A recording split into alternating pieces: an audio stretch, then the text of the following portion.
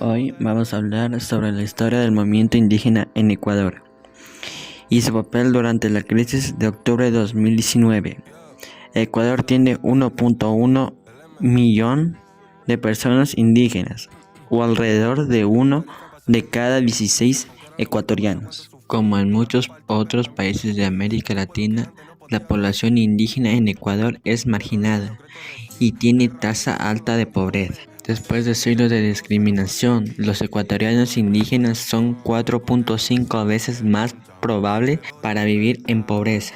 El ecuatoriano indígena típico recibe solo 5 años de educación académica. Sin embargo, a pesar de esta marginación, los grupos indígenas en Ecuador movilizan para mejorar sus circunstancias. En 1986, activistas de 14 naciones indígenas formaron la Confederación de Naciones Indígenas del Ecuador, o CONAE. Esta organización nueva tenía 16 metas, incluyendo la protección de los derechos de comunidades indígenas a controlar sus territorios, el desarrollo de regiones rurales y el uso de los idiomas indígenas en las escuelas.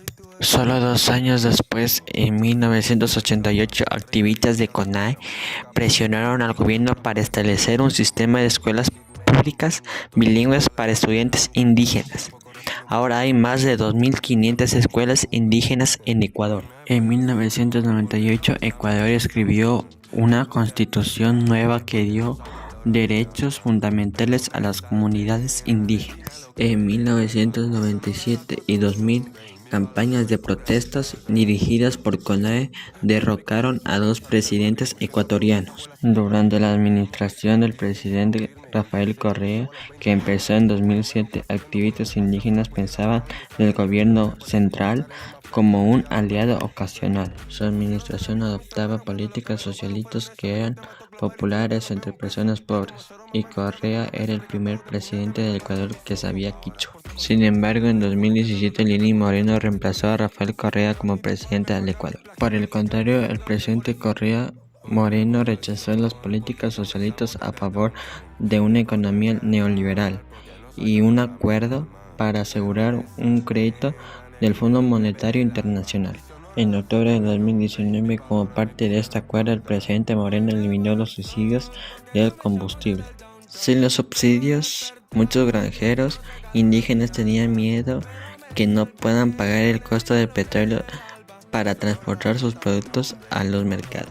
Activistas de CONAE anunciaron una gran marcha en la capital con más de 20.000 manifestantes. En la capital de Quito, manifestantes paralizaron las calles y las luchas contra la policía. Luego de 2 semanas de protestas en todo el país y una reunión con miembros de CONAE, el presidente Moreno revocó el decreto de eliminación de los subsidios. Las fuerzas indígenas habían ganado. A pesar de su victoria en las protestas de octubre de 2019, los pueblos indígenas del Ecuador luchaban con la pobreza y la desigualdad. Todavía hay amenazas contra las tierras indígenas y hay grandes obstáculos para la igualdad completa. No obstante, los activistas indígenas de CONAE tienen poder real para defender y avanzar los derechos de los ecuatorianos indígenas.